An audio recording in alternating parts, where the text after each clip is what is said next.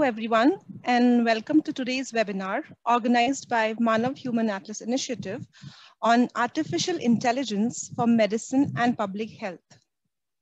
Today, we have with us Dr. Tav Pritesh Sethi, who is the founding head of Center of Excellence in Healthcare at Indraprasth Institute of Information Technology, Delhi, and an assistant professor in the Department of Computational Biology.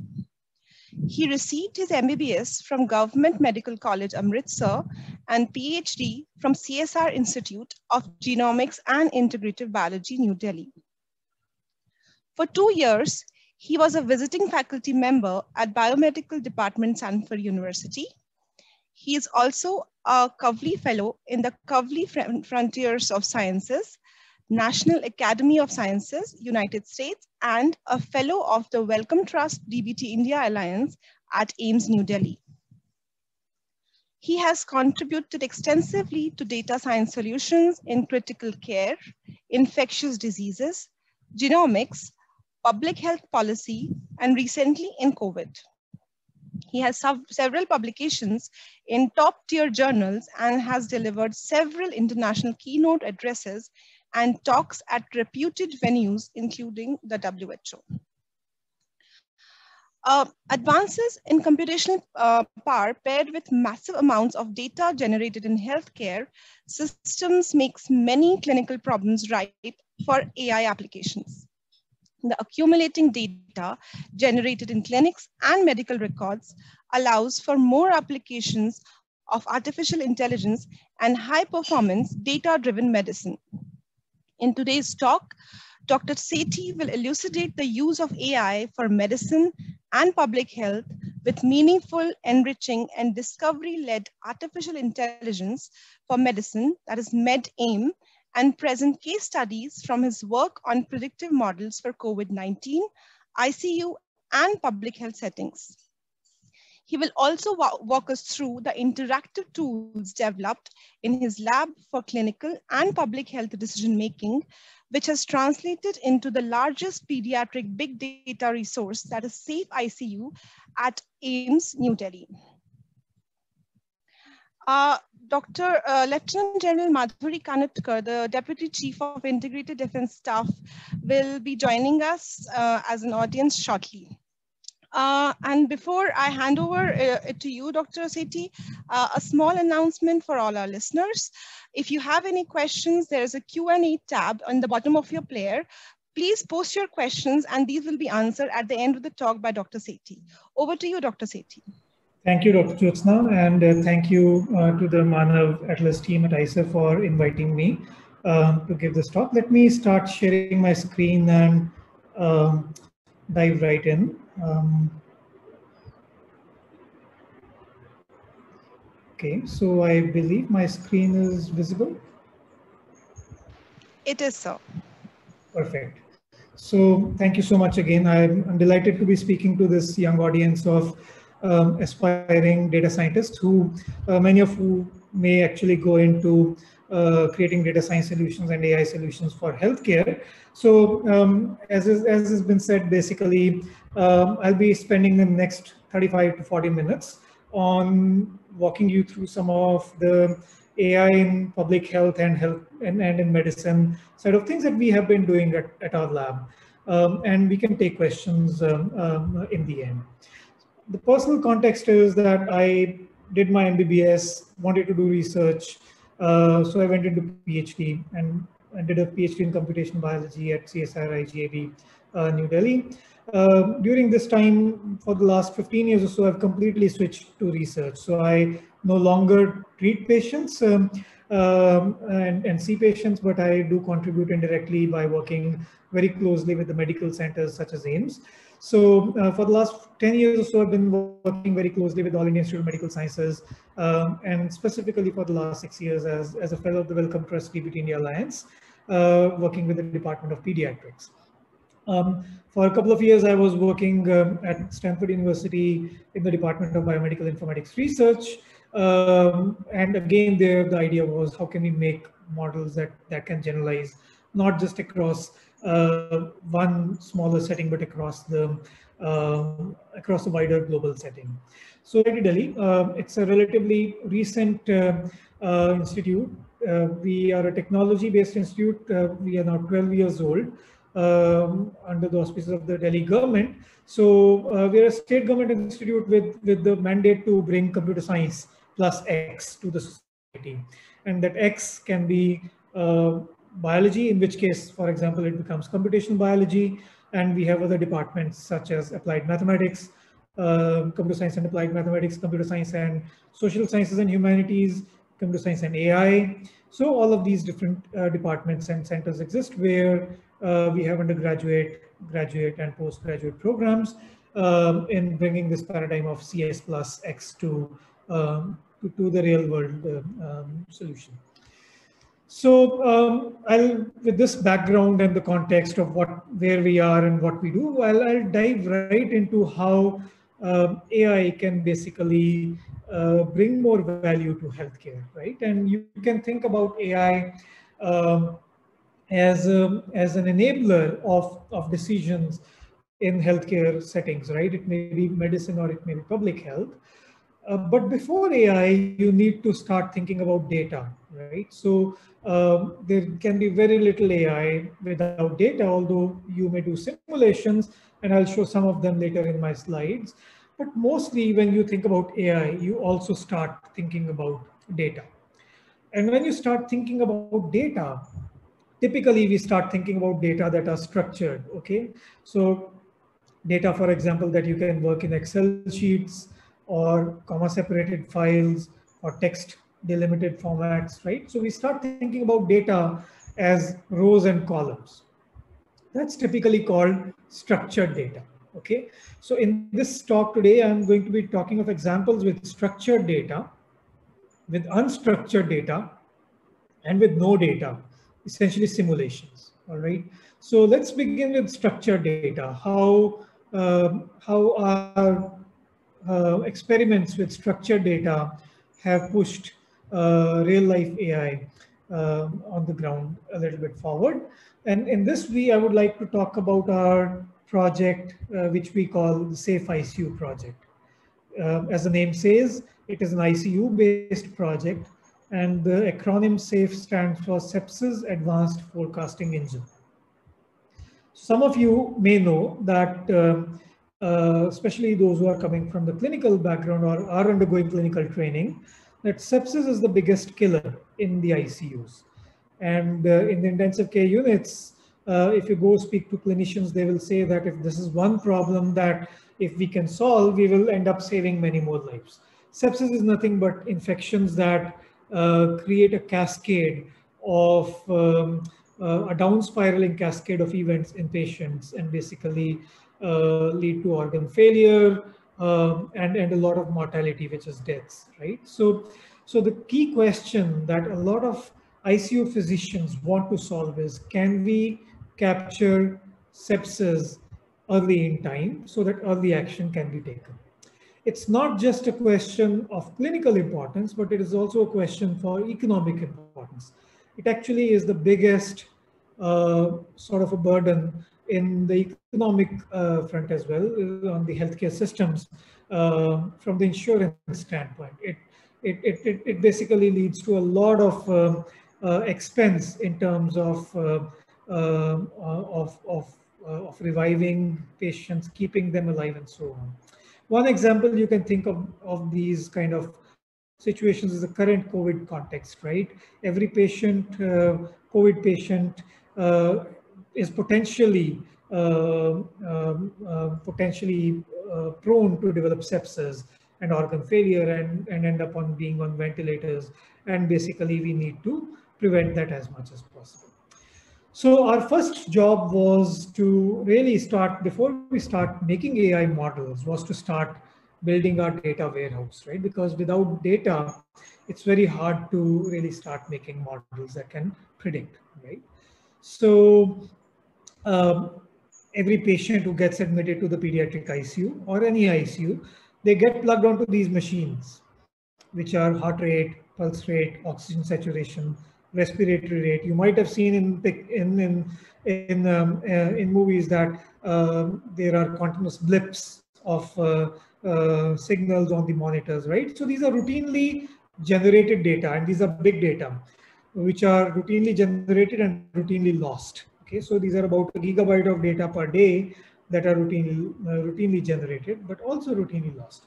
So our first task was to actually warehouse these data in an automated fashion.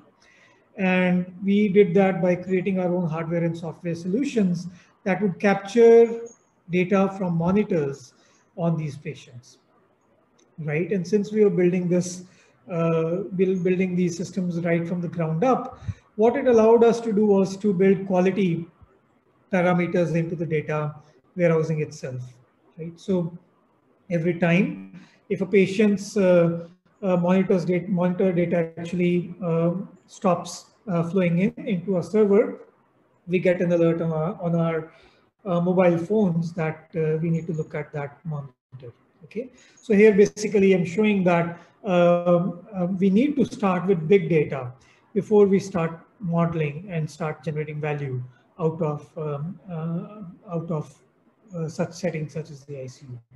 So far now we have about 1.5 million patient hours of continuously monitored data at every second resolution. So every second from each bed, these data flow in. And this warehouse has been maintained since 2016 and is the only pediatric ICU data warehouse known to us in India. And also there are very few initiatives that are global, but are also not pediatric. They are actually more adult ICU settings. So with these data, what can we do, right? So when we started in 2016, it's always more sexy to ask questions which are artificial intelligence based, but where is the real value, right? So if we start creating models that are artificial intelligence based, but do not deliver real value because we start with smaller data sets, right? So we would not create trust with the physicians. So we would not create trust with the end users in mind. So we really started lean. We started using these big data to create visualizations for our ICU.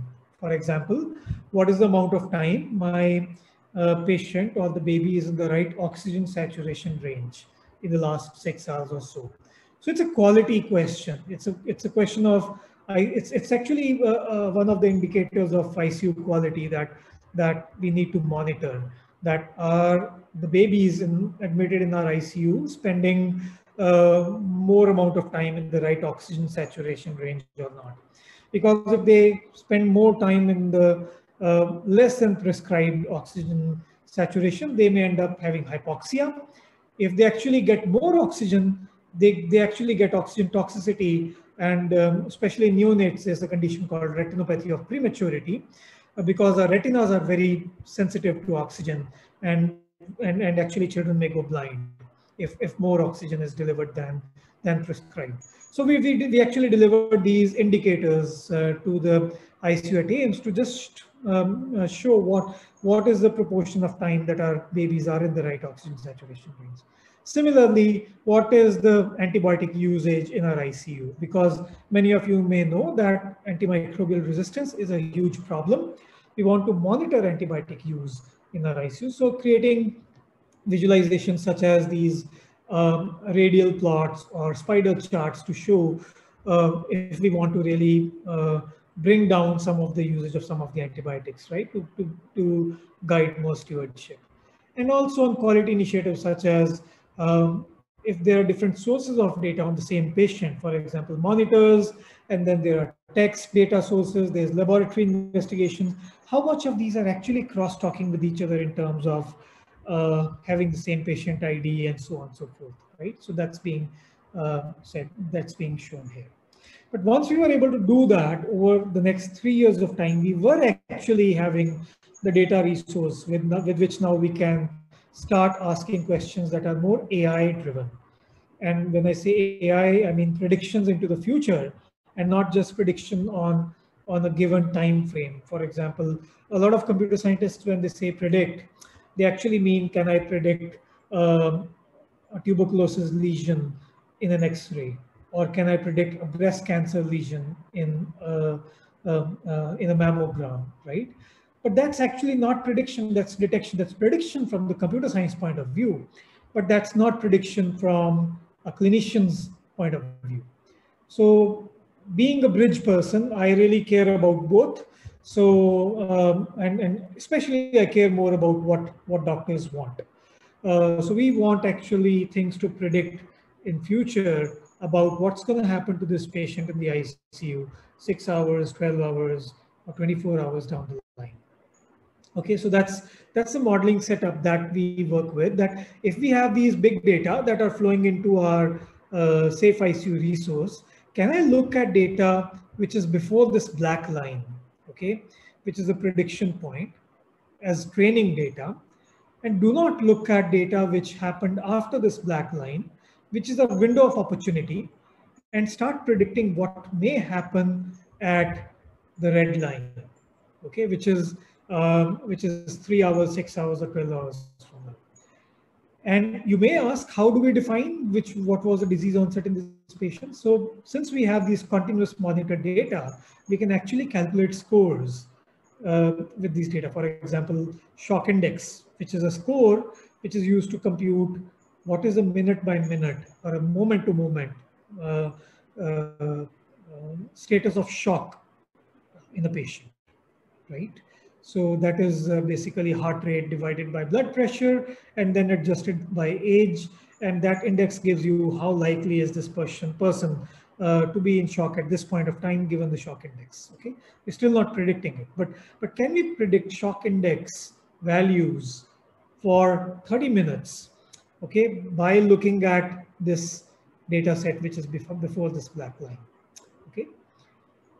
And we were also integrating multimodal data into our warehouse. Okay, so one of the things that we were doing was integrating images into our data, which is not a common source of ICU data, but we were testing multiple modalities. And the reason for doing that was that one of my friends actually gave us an affordable thermal camera that you can attach with a smartphone. And they said, what can you do with it in the ICU settings? And the first thing that came to my mind was that as first year medical school graduates, we are taught that in shock, hands and feet are cold and abdomen is warm. Because shock is a condition which is a mismatch of oxygen demand and supply. Okay, so it happens very commonly in sepsis. It happens very commonly in other infections or in other diseases as well, such as cardiac failure and so on and so forth. But what happens is that our body's oxygen demand and supply gets out of proportion. So what the body starts doing is to start sending blood to the more important or the more vital organs of the body, like the heart, the brain, lungs, the liver, and take it away from the less important organs such as the skin, right? So what happens is the peripheral body temperature, for example, in hands and feet, actually falls, and the abdomen is warm because the central blood flow is maintained as a as sort of a emergency call by the body, right? So we said, can we use these thermal images and use this very simple medical hypothesis to determine if the patient is likely to go into shock? And so you can see a patient's thermal image here. When they were actually in shock, you can see that feet are not visible. When they are recovering and treatments are given, their hands and feet are actually become almost at the same level of temperature as the abdomen, right? And you can see that this fall in gradient actually reverses. Okay, so if you're wondering what is this dip, this is nothing but the diaper that is present in these two images, right? So we automated this process and we use computer vision models to segment out the body parts and to calculate the difference between the center and the peripheral body parts, and use these gradients as our predictors in 0, 3, 6, and 12-hour models. So 0 hour means the detection or the diagnosis model at this point of time. And then 3 and 6 and 12-hour models are more like prediction models into the future.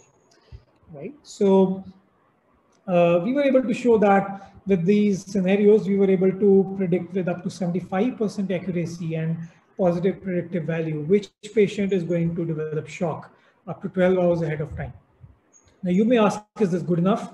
In the ICU settings, it is great because critical care settings, anything that you can do in 3 hours, because the treatment of shock is actually very simple and not very expensive. Okay, even with sepsis, for example, you need to start on antibiotics. With shock, you need to start with fluids and something called vasopressors like dopamine and dobutamine. So, which means that these are potentially reversible cases if they are detected early, right? And there is no clear prediction available for how much can clinicians themselves predict in the future, right? So from that standpoint, having a 75% PPV, which is a positive predictive value, was a good sort of, and our partners at AIIMS were really excited about this. And now what we've done is we have created this into a video classification format. The preprint is actually out there on medRxiv, and it is currently in review. This paper is already published, as you can see. So, but you can go and read the preprint on how we have done a video-based prediction for continuous monitoring using deep learning as well. The other side of things is that we are currently thinking about doing is thermal images are non-invasive and non-contact, right? Unlike many of the things that you have to do in the ICU, thermal images, you just don't need even to touch the patient. It's an image. So it is a non-contact, non-invasive, potentially telediagnostic as well, right? So in fact, even in a peripheral healthcare setting, even an ASHA worker can click an image, and these images can then be processed on our servers to make predictions about whether the child or the baby is actually in shock or not. And that's what we are currently working on, to take this out into the community settings where we are able to predict shock or at least detect shock in such settings, because there's a lot of neonatal mortality which happens because of sepsis and shock in the community settings as well. The next question that we are asking is, and again, the paper is in communication, the preprint is out on medRxiv. The question that we are asking is, can these models generalize across different settings? Okay, so is a model good enough if it works at AIIMS and does not work at another site in India? Perhaps not, because we want our AI models to actually generalize so that our models can be picked from AIIMS and can be deployed at, let's say, Apollo Hospital in Bangalore or somewhere else, right? So all that can only be done if our models are built with methods that can help us generalize across different settings, right? So in this case, what we are doing is we are training models on publicly available data sets, because as I said, there aren't any ICU data sets available actually. And ours is the first data set, which is pediatric data set, but there is a couple of data sets that are available on adults. And those are data sets from the Beth Israel Deaconess Hospital with Harvard and MIT. It's called MIMIC data set. And also recently available data set that's called eICU, which is from 200 different ICUs in the US settings that has been made available by Philips, because Philips is the major provider for many of these ICUs. So these two data sets have recently got released, and we have built models testing generalizability of our approaches, not just across sites, but across age groups as well, because pediatric to adult is a totally different physiology, right? So that's what we are testing. And the bottom line, you can go read the paper. The bottom line is that you do need state-of-the-art models, which are deep learning models. So some of you are naive to this domain of AI. The AI approaches consist of many different types, right? So the most basic ones are rule-based systems, where we tell the computer if lactose is greater than X and let's say blood pressure is less than Y value, okay, it is shock. So we are defining rules by which we are training systems. So that's a very primitive form of AI still used, but that was something that we started out with way back in 1950s and 60s in healthcare systems, right? Then came more data-driven systems, linear models and non-linear models such as random forests, support vector machines, models such as neural networks, which are shallow, not deep neural networks, right? Which could look at some of these complex data sets as well. But the latest in AI is something called deep learning, which are neural networks that are hundreds of layers deep, okay? And essentially what we are doing here is we are taking decisions at each of these neural layers, just as our brain is trained to make decisions by filtering information at many layers in our brain. Okay, so some of you may be interested in it and may go back and read it, but what we found was that deep learning algorithms, which are many layers deep, are able to generalize better across different contexts of ICU, for example, from Indian to the US setting. So I'm not showing a slide here. You can go and see the paper where we show that we are able to generalize at least 10% better than standard machine learning models if we go the deep learning way. But there's a rider to that. Deep learning is also expensive in computational aspects, right? They take a lot of time to train and more expensive, requires specialized hardware, right? Now you can actually do some of that in Google Colab, but still it's definitely much more computationally extensive. So that basically wraps up the AI on structured data examples that I wanted to give you and how they can help make better decisions in the ICU. Let's come to AI on unstructured data. What do I mean by unstructured data? Data that cannot be put in the form of rows and columns. Think of your Twitter feeds, right? So you post something on Facebook or Twitter or Instagram. It is unstructured data because you're typing text, right? And there's no fixed length of text. There may be an upper or lower limit, but there's no rows and columns, right? That you can actually fill in with that text. So what do you do in that case? This is an example where the field of working with unstructured data actually became very prominent in science. This is a paper from last year in Nature. There's a letter which essentially reconstructed the entire periodic table properties of materials by just making AI read papers. Okay, so not by looking at how many protons, electrons, neutrons, etc. Not even looking at the periodic table.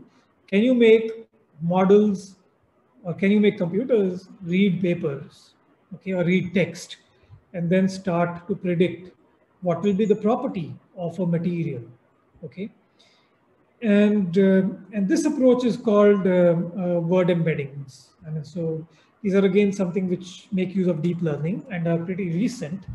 And some of you who have who are recently passed out, maybe 11th or even high school, you may recall that there's something called vectors, right? And you can do vectors.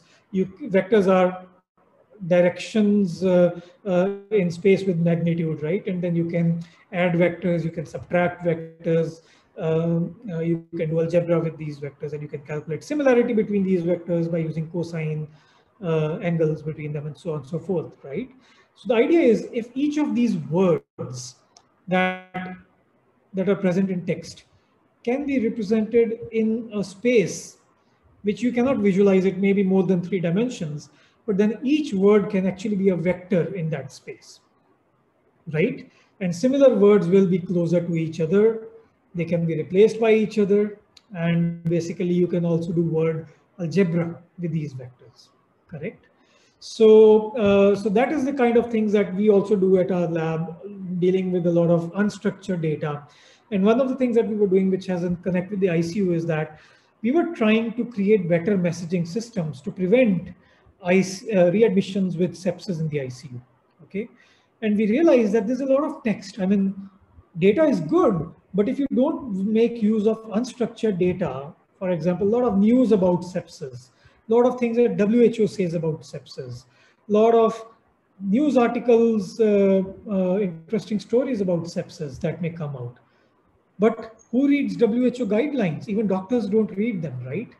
So how can we expect, let's say, mothers to read WHO guidelines about what to do if you have to prevent sepsis and save their pregnancies, right? So what we were working on was to really make use of unstructured data on what happens in the news and what happens and what are the WHO guidelines to create messaging systems. And we called it WASH Karo. WASH Karo stands for water, sanitation, hygiene, which is WASH, and it's a mix of two words. And the reason it's a mix of Hindi and English is that we wanted to combine Hindi and English together to deliver information in local languages, such as Hindi. That's why we call it right information at the right time to the right people in the right format, which is Hindi, right? So, but this became really important when COVID struck India, because water, sanitation, hygiene really became important. Washing hands suddenly became one of the, it still is the most important factor. So what we had been building for sepsis, we actually repositioned it for COVID in the form of an Android app that we launched on Google Play Store called WASH Karo. Right, and this is essentially the WASH Karo engine that makes use of WHO guidelines and also the guidelines from the Ministry of Health and Family Welfare.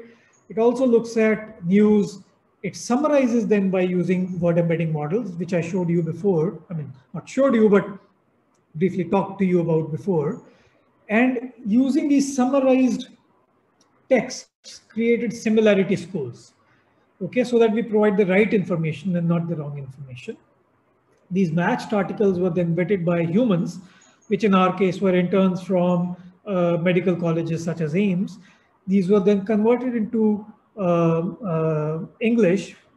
Hindi, and then into speech using Google Text-to-Speech API, and provided in the form of bite-sized audios in Hindi to the users. And users were provided the option of giving feedback if the article is relevant or not relevant to COVID. And what we saw was that as time passed on, we were able to actually show that our AI performance of providing more relevant articles actually improved.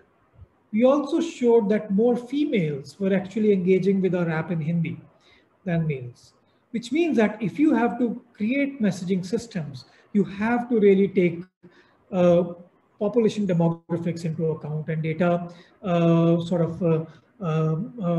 targeted segmentation into account to really reach out. So this was the first machine learning driven COVID messaging system around the globe that we actually had pitched, put forth, and this was then presented at the WHO as a strategy.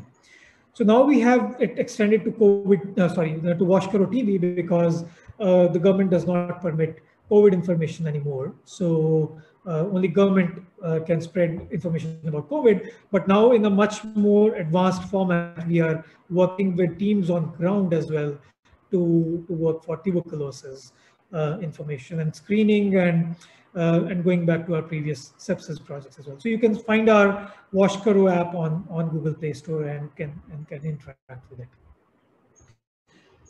Text can also be used to mine research literature. So if you're a lazy researcher who does not want to read 90,000 articles on COVID that have been vetted by WHO, not just lazy, right? It's crazy also. So many articles actually got retracted. Some articles said that hydroxychloroquine is effective.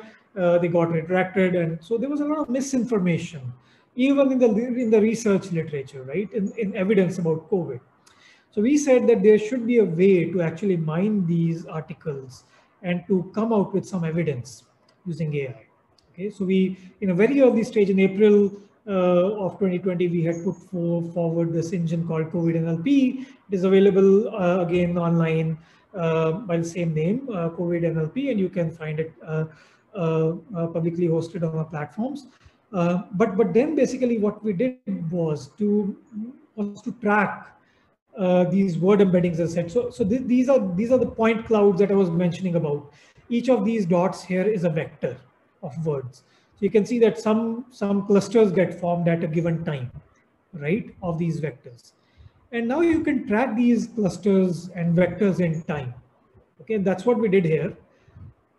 Each of those vectors tracked in time, visualized as a streamlined diagram or alluvial diagram, all data driven. Nothing of it actually is done by hand. Okay, so, and you can see from March 2020 to August 2020, what happened was there was emerging evidence, thin streamlines coming together to form a thick module or a thick cluster, which showed that COVID has a strong tendency to cause thromboembolic disorders, coagulopathies, strokes, okay, and acute kidney injury and thromboembolism. Interestingly, if you are tracking news, the most recent news is that one of the vaccine products is actually also has come under the scanner for perhaps causing coagulations or blood clots. So in a very data-driven way, we were able to find and show this evidence emerging from literature just by letting models read papers, that how evidence can be generated across time. We call it evidence flow. This is again under review and is also available as a preprint. But you can also visit our web page, which is hosting this, called evidenceflow.tavlab.iitd.edu.in, and you can play with it. Okay, so which will give you more evidence on what is emerging. Interestingly, we had predicted in March that psychiatric research will gain more evidence about COVID. So we are yet to see what happens with that. Finally, in the last 5 minutes or so, I'll talk about AI when you have no data, right? So you talked about structured data, we talked about unstructured data, such as training AI to read text. But what if there's no data? But there's some context that is available. For example, context in the form of how many ventilators available in a state, right? Or how many ICU beds available in a state. Can you start learning how to distribute vaccine given the context, right? So that were the kind of questions that we wanted to ask. So this actually comes from a class of techniques which is called reinforcement learning. It is the same class of techniques that has been used to train computers to play Mario games, where you just tell the Mario player that you have to stay alive, gather maximum score, and finish the game in minimum time, right? And just go figure, right? So you have an environment and you have some set of actions that the player can take, and then it just goes figures and basically on its own what it needs to do. On the biological side of things, this set of techniques has actually recently led to a breakthrough where which led protein scientists to actually say that the protein folding problem is actually a solved problem now. Why? Because one of the algorithms, AlphaFold 2, which is Google's algorithm to fold proteins using reinforcement learning, actually outperformed every other algorithm in this challenge, which is called the CASP challenge.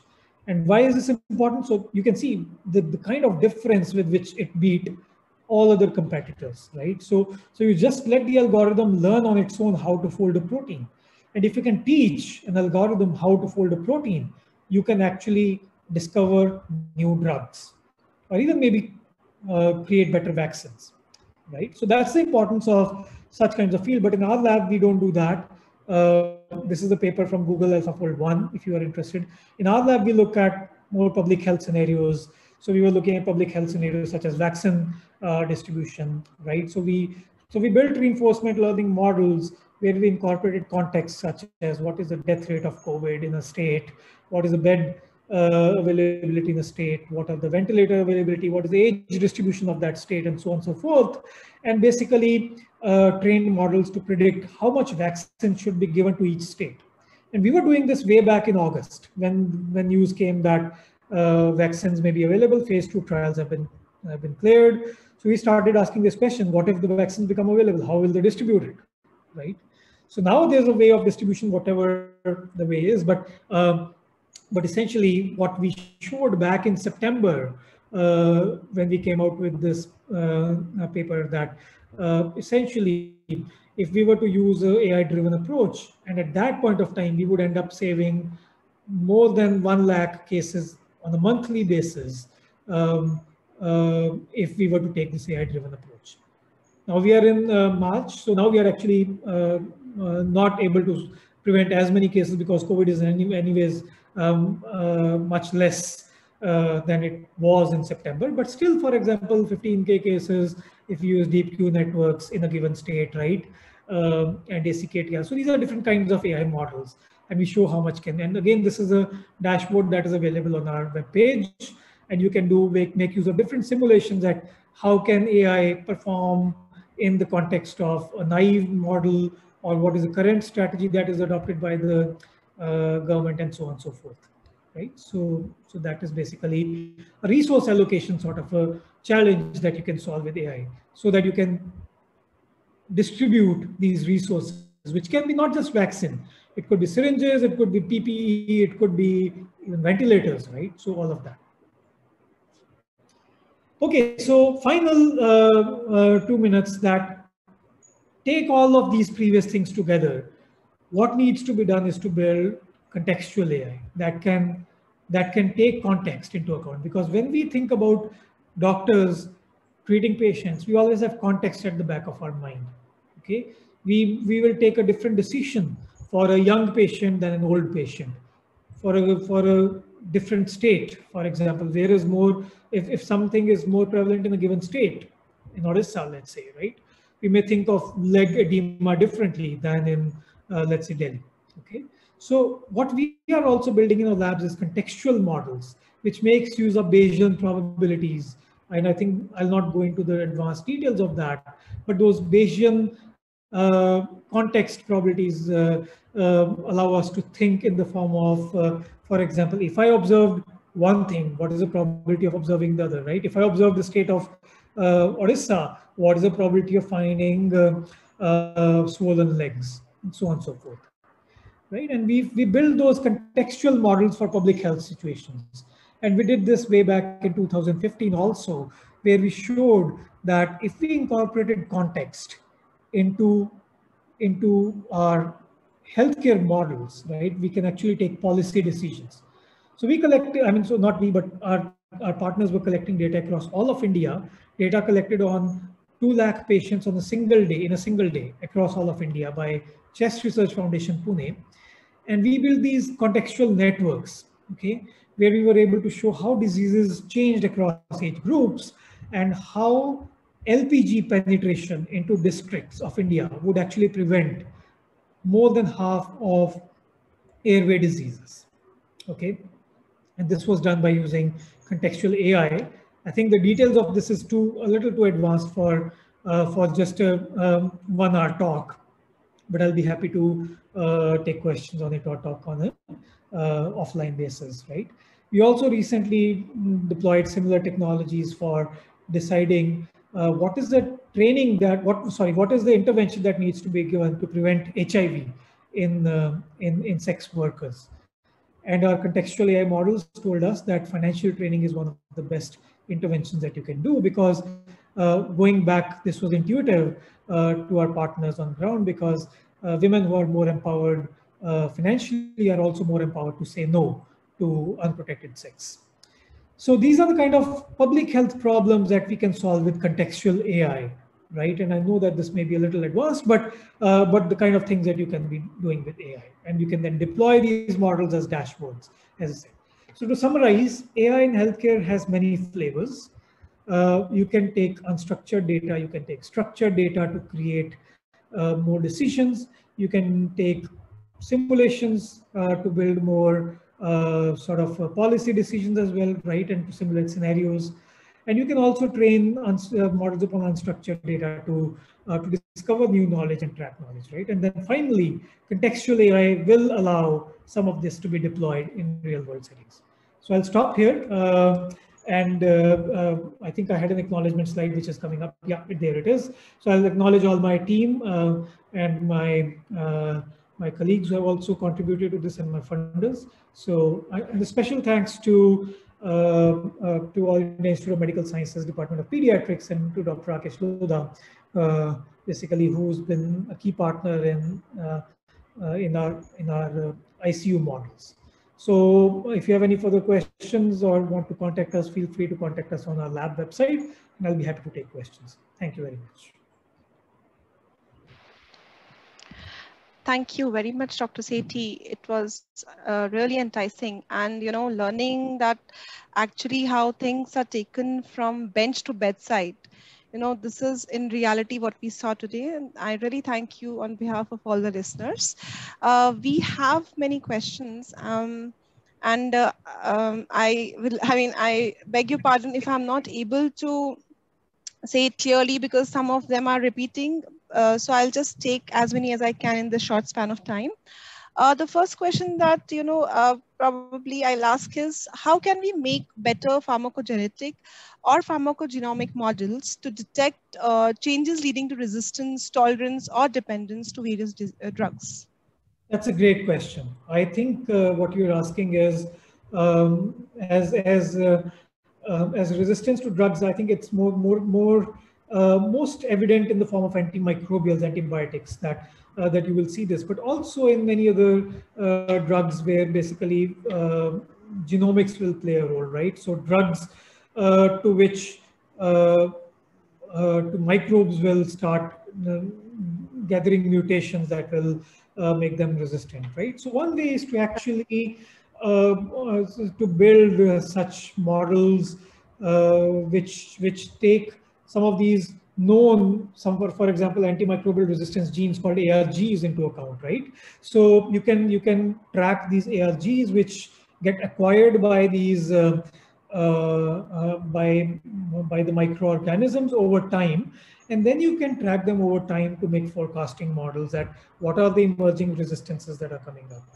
In the other context, I think when you said pharmacogenomics, where you might also have meant there's not just the microbe side of the thing or the agent side of the thing, but also the host side of the things, which is the human, right? So in that context, pharmacogenomics and machine learning can help, where you can look at factors that make us different from each other and predispose us to some of sensitivity to some of the drugs. For example, that is best known in breast cancer, right? So some receptors that are, if breast cancer is displaying some of the receptors, and if I am lucky to be displaying those factors as a patient, some drugs may work better against breast cancer in that case, right? So machine learning AI can help there by identifying many more such factors that can lead to improved survival in such cancer, in such breast cancer patients, or in general to drug response. I hope I addressed your question. Yes, I guess so. So the next question is, which embedding helps in text vectorization and model building in terms of, with respect to scientific literature analysis? There are many embeddings. Okay, so here we used an embedding called Word2Vec. That is a very commonly used embedding. But then there are many which are, we actually did try other forms of embedding, such as the transformer-based methods as well, which are called BERT. Those are the methods that, for example, are intensively data hungry and are used by Google scale models to predict things such as Google uses BERT models or transformer models to predict what is the next word that you're going to type. But for our models, we were actually able to use a simpler form of embedding, which is called the Word2Vec embedding. And there are other embeddings that are also available, like the GloVe embedding and fast text embedding and so on. But we used Word2Vec. Thank you, sir. There is one more question, which is, I'm also interested to know this actually. So the question is that the thermodynamic imaging that you showed, so what are the crucial checkpoints to its application, in hospitals and healthcare environment actually? And what are the challenges to its efficacy and specificity? Yeah, that's a great question. I think by no means we are saying that the models that we have developed can actually start taking decisions. So these models are decision assist models. So they basically are nudging models. Whatever you do in a lab as a model will actually face a lot of other challenges in the deployment scenarios, which you might not have anticipated. I just gave a very simple example. Another example is that in the thermal imaging models, many times children are actually kept covered because you don't want children to develop hypothermia in the ICU. So how do you develop models which actually detect when the baby is uncovered and only give predictions on the basis of that? So again, in our preprint, we also have addressed that challenge by detecting when the child is uncovered or the baby is covered. But again, as I'm saying this, so these are all pipelines that are nudging pipelines. These are not, unless we do, just like we do a drug trial, a clinical trial for a drug, for these models to lead to decisions that may be different, there needs to be there's need to be a clinical trial for AI methods as well, and that is now happening in many projects around the world, and many AI projects have actually received clearance in FDA by the FDA in clinical trials as well. So we are right now in a stage where we are testing out these models, validating them on an ongoing basis. But those are the challenges that how well will they perform in a real clinical trial? So that brings me to a question that did you observe any bias in your models, what do you anticipate? There are many biases. I mean, I would not call it a bias. There are many challenges that you need to keep in mind. For example, in a generalization model from pediatric ICU and adult ICU, right? So the obvious bias is the bias for age, because shock index is different for different age groups. So I think one of the ways is to build models that make these biases more transparent. And that's what we call explainable AI, where we actually can clearly display to the physicians what is happening and not use black box AI models, and then let the physicians explore, interact with the model to see if there is sense in the model. So there are n number of biases that may be possible, and we tackle it by the way of making those explainable AI models, those network models, which we showed. But there are age biases, gender biases. There may be biases of race if we actually test it in black versus white population in ICUs across the US, for example. But I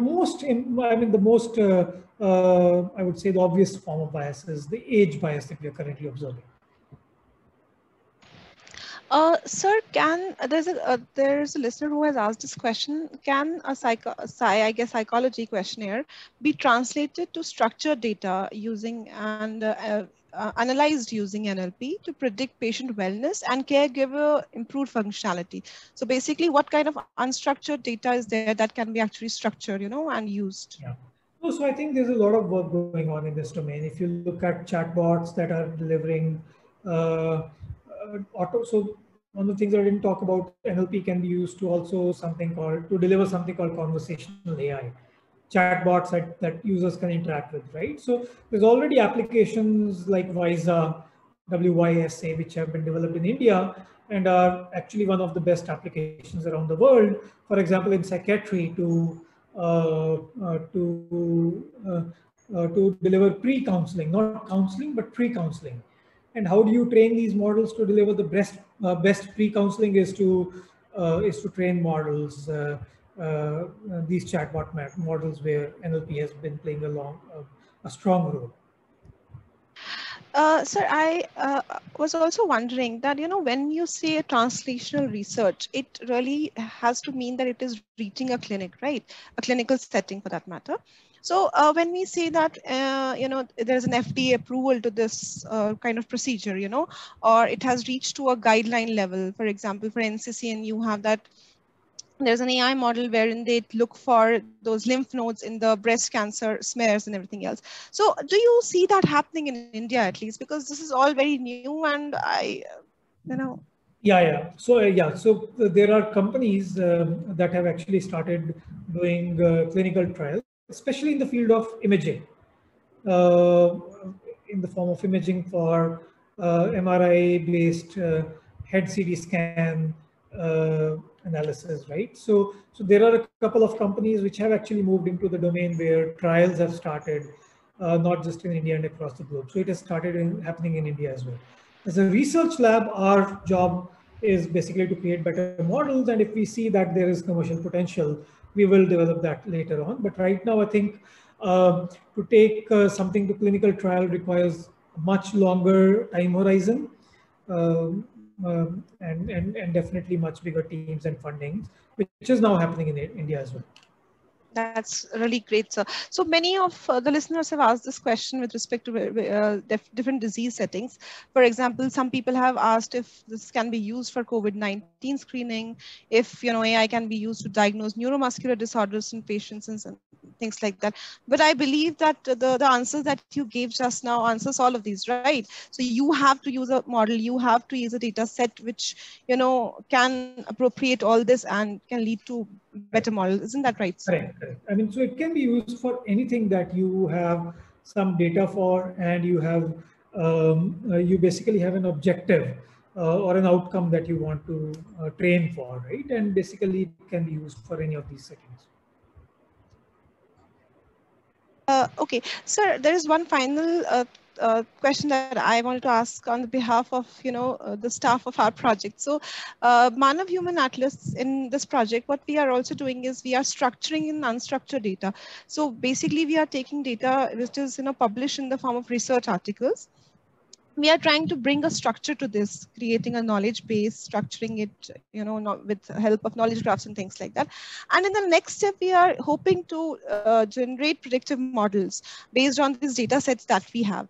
So, sir, do you have any suggestions for us? Like, what are the factors that we should take into consideration when we are developing predictive models from this kind of data set that is, public, although it's peer reviewed, but still, some word of caution has to be attached, because for you, when it's a patient cohort and you are taking into consideration that data cleaning has to happen. So what are such factors which will...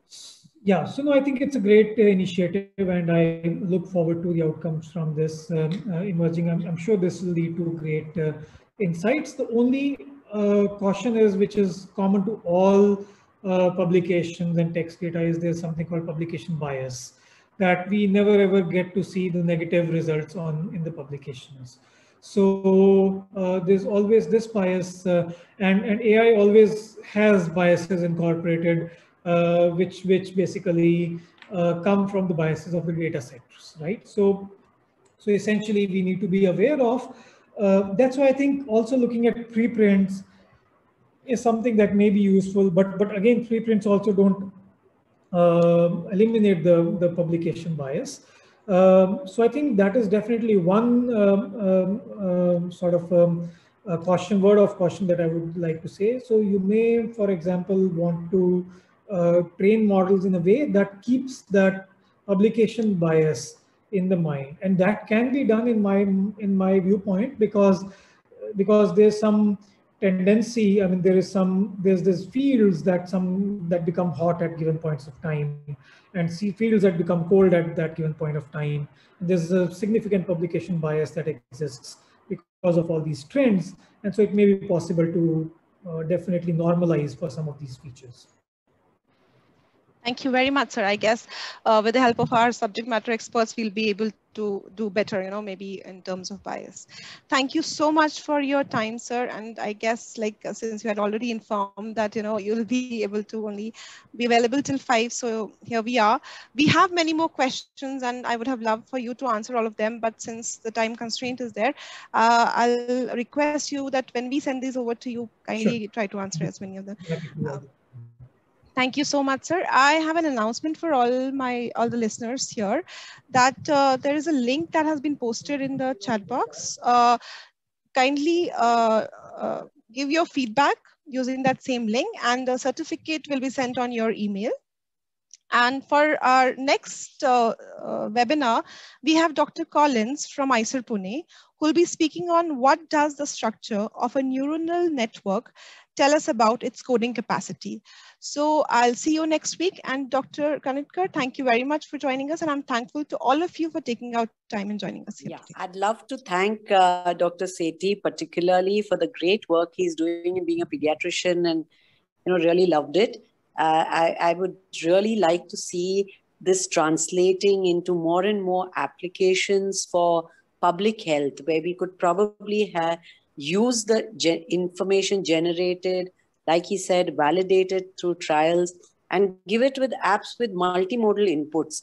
For example, if you're having thermal screening of images of babies for shock, it could also be added to that with an app-based thing which has your capillary fill time and common observations which could be fed in by the mom, and we could have amazing improvement in the predictability of those parameters. I must compliment his team, and thank you so much for inviting me for this. Thank you, Dr. Kanetkar. Thank you so much. Thank you, everyone. I'll see you the next time. Thank you, Dr. Sethi and Dr. Kanetkar again. Bye-bye.